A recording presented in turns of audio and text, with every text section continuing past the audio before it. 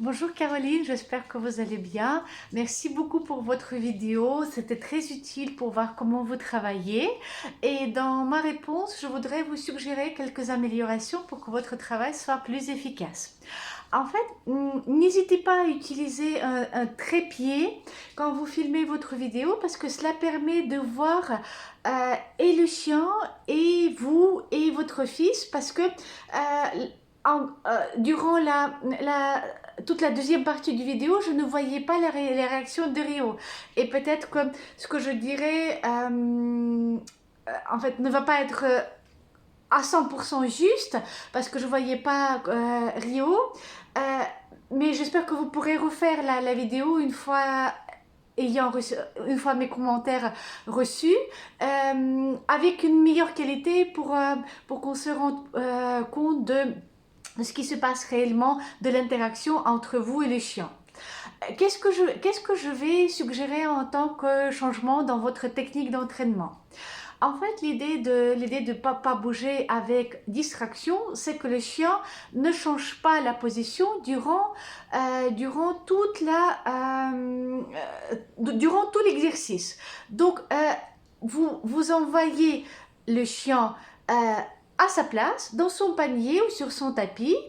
C'est pourquoi nous avons utilisé la plateforme lors de notre rencontre en cours, et nous avons renforcé le fait que Rio allait sur la plateforme. Je vous suggère vraiment, j'insiste sur l'utilisation d'un objet cible sur lequel se place le chien, parce que cela rend la tâche beaucoup plus compréhensible à l'animal, et vous pouvez ensuite amener cette plateforme ou ce tapis dans de différents endroits pour renforcer le pas bouger, c'est-à-dire le maintien de la position. Une fois que vous avez développé l'intérêt de votre chien envers cet endroit, faites de sorte, attachez Rio, par exemple au poteau, comme vous le faites très bien, de sorte qu'il ne puisse pas être renforcé pour le changement de position. Parce que dans votre vidéo, vous allez à la porte et Rio vous suit, c'est-à-dire qu'il change de position, c'est-à-dire qu'il fait une erreur, il se trompe dans l'exercice. Alors que le but de cet exercice, c'est le maintien de la position et le renforcement de cette stabilité, de cette capacité d'autocontrôle. Donc quand le chien maintient la position, vous cliquez et vous récompensez.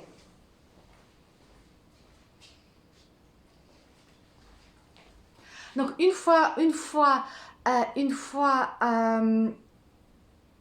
ayant obtenu le maintien de la position alors qu'il n'y a pas de distraction, nous commençons petit à petit à augmenter les distractions. Par exemple,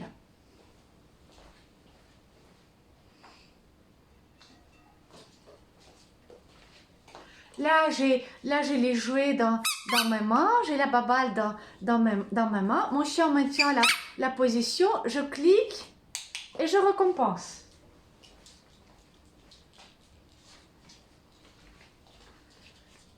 Voilà, j'ai un deuxième figurant. On va essayer avec le deuxième figurant. Il y a ma pupusse.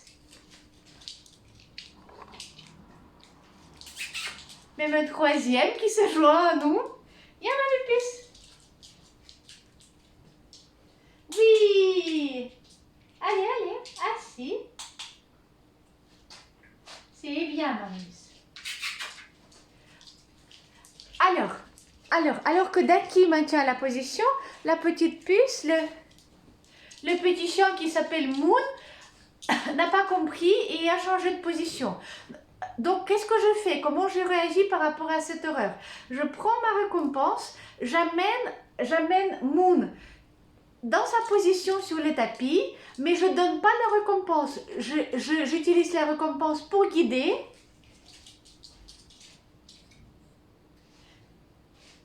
Je clique, mais je ne délivre pas la récompense. Je fais un pas pour tester. Ah, elle n'a pas compris. Donc, si mon chien ne comprend pas et ne maintient pas la position, pour moi c'est un signal que l'exercice est trop difficile. Donc, je baisse les critères pour expliquer au chien le maintien. Je clique, je récompense. Je clique, je récompense. récompense. Je fais un pas, mon chien n'a pas bougé, je reviens, je clique, je récompense. Ensuite, les distractions. Je rajoute petit à petit les distractions. Mon chien n'a pas bougé. Ah, il a bougé. Mon chien a de nouveau fait l'erreur. Donc, je comprends que je vais trop vite, j'augmente les critères trop vite et je dois peut-être faire d'abord un pas, puis deux pas, mais ne pas encore introduire les distractions telles que les jouets. C'est trop fort pour lui. Donc, je reviens et je recommence. Oui.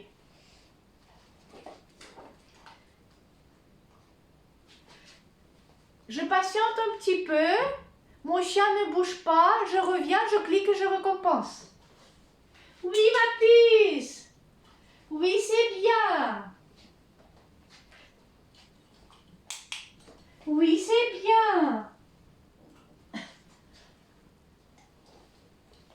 Et d'ici là, je construis l'échelle, petit à petit, l'échelle des distractions qui fera que mon chien maintiendra toujours dans la position et à chaque horreur, je le ramènerai dans la position et je recommencerai l'exercice jusqu'à ce qu'il puisse maintenir la position durant toute la durant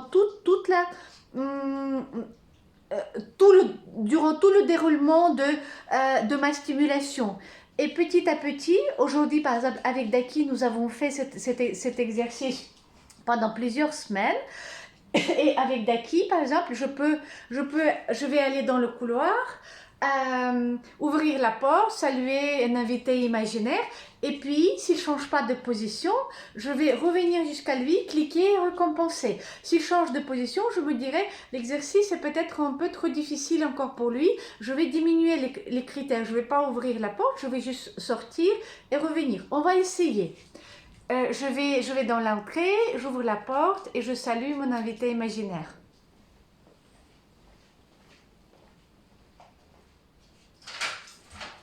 Oui, bonjour bébé.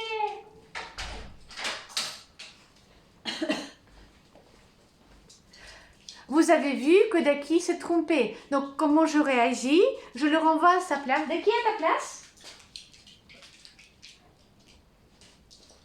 Je ne clique pas et je ne récompense pas, même s'il a obéi. Je patiente un petit peu pour le récompenser, non pas pour le fait d'être allé à sa place après l'erreur, mais de maintenir la position. Là, je peux cliquer et récompenser.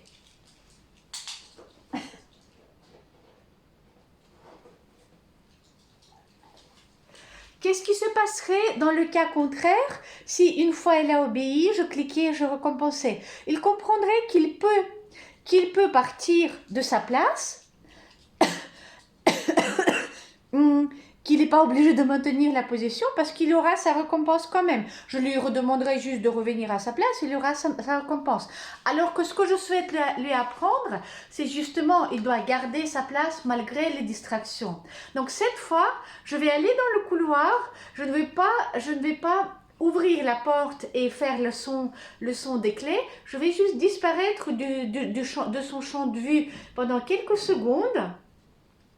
Je vais revenir et le récompenser si jamais il réussit l'exercice. L'erreur que moi je viens de faire, ce qui est lié à l'aménagement de mon intérieur, c'est que je n'ai pas attaché d'acquis. J'aurais plus facilement eu un succès si je pouvais l'attacher, mais là ma bibliothèque elle est vraiment clouée au sol et j'ai pas vraiment de solution, et la chaise elle est trop légère pour le chien de cette taille. Mais vous avez un poteau, ça aide vraiment, je vous recommande vivement de l'utiliser. On va réessayer.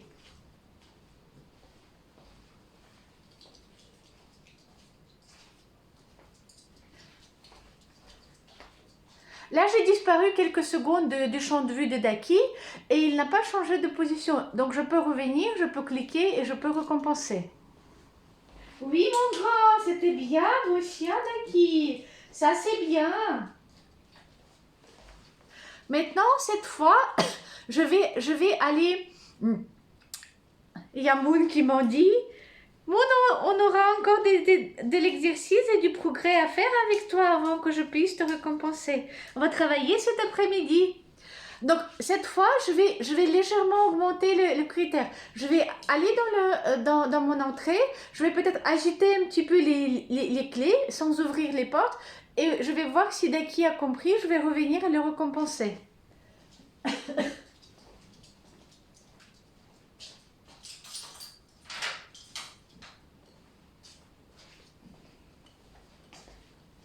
Bingo! J'ai fait le bruit des clés, j'ai tourné les clés sans ouvrir la porte et Daki est resté en place. Donc je reviens et je lui donne vraiment une grosse récompense. Oui, bravo mon grand, ça c'était bien. Ça c'était bien. Beau chien. Et comment j'explique à Daki qu'il doit maintenir la position, mais il peut sortir uniquement quand j'autorise. J'introduis la clé libératoire, donc le mot qui le relâche, qui lui dit oui, tu peux sortir de ta place. Par exemple, pour Daki, j'utilise le mot va, mais ça peut être n'importe quel mot. Quand Daki va entendre ce mot adressé à lui, il saura qu'il peut quitter sa place et qu'il peut par exemple jouer. Je vais l'inviter et je vais le récompenser pour avoir obéi à la clé libératoire. Daki, va! Oui, c'est bien! C'est bien, Daki! Oui, c'est bien! Oui! Tout le monde veut jouer! Et toi aussi! Et toi aussi! Et toi aussi! Et toi aussi! Tu laisses? Oui. À ta place? À ta place? Oui, bien!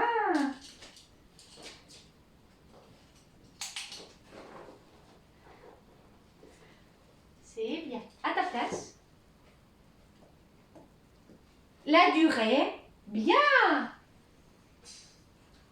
Bien. On recommence. Va. Tu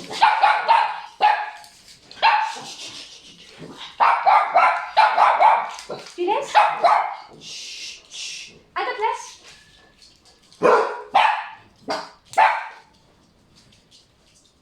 Bien. Oh ma pépisse, oh ma pépisse. C'est qui fait du bruit? Donc vous avez compris, l'exercice se compose. Papa. Daki, à ta place.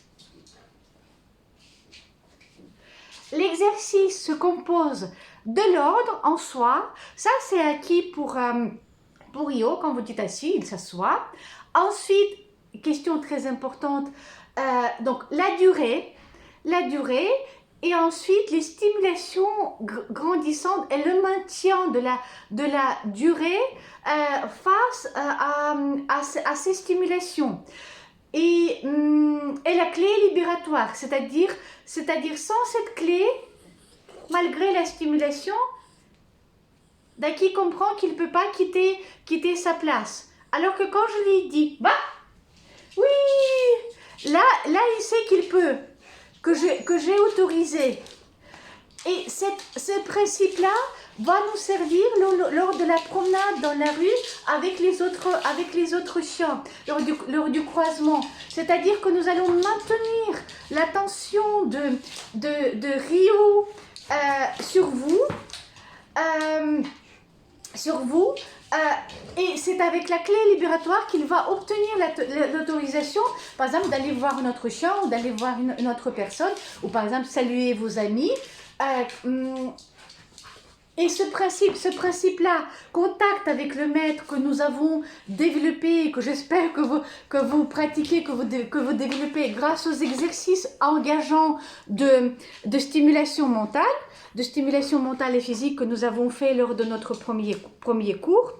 Et ce contact-là va vous permettre de garder l'intérêt de votre chien, parce que votre chien va se dire « Ah, il y a plein de choses intéressantes qui viennent de mon maître, donc j'ai tout l'intérêt de maintenir l'attention et de donner l'attention à mon maître quand je suis dehors avec lui. »